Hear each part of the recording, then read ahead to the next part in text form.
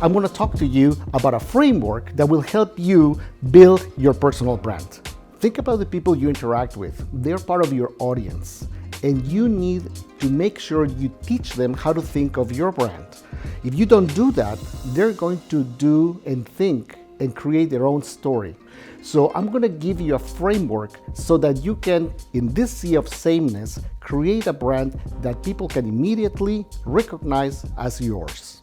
Why is it important to have this framework for your personal brand? Most of all, it's because you need to take control of your brand.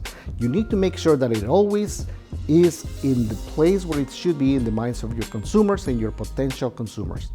This is a strategic framework. It is not about tactics. Tactics such as design and color and fonts, they are all important, but they come after you have the strategy.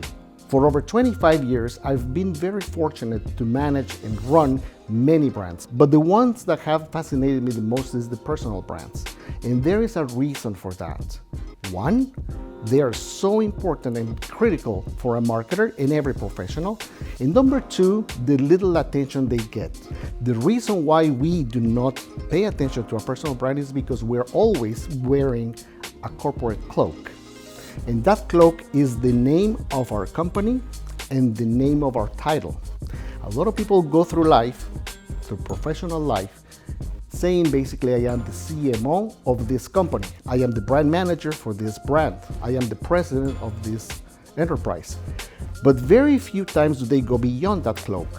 That is the most important piece of communication for your personal brand, because that stays with you no matter where you are, no matter who you work for, no matter what brand you represent. So as we go forward on the model, I'd like to remind ourselves of two big things about brands. Number one, brands are a promise. Your brand is a promise of consistent experience every time I interact with you. And you have to think about that every time that you're thinking about your brand. Number two, your brand is a shortcut for me to understand your value in 1 second. And then a brand is an asset. And this is probably the most important asset that your professional life will have. The top 100 most valuable brands in the world outperform the stock markets every time since decades ago. And do you know why they outperform them?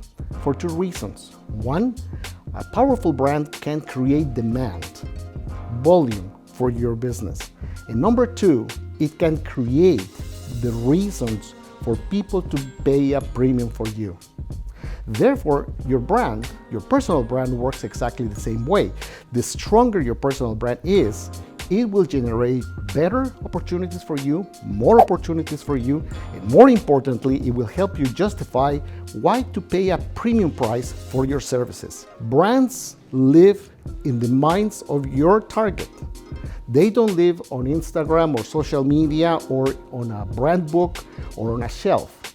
Just like any brand in the world, they live in the minds of the people you want to influence. And that is the most valuable piece of real estate that you can have. That is the most important battleground where you have to win. Now, let's go to the model. The three things that I'd love for you to remember of this conversation is the 3 steps to create a powerful brand. Number one, a brand has to be relevant.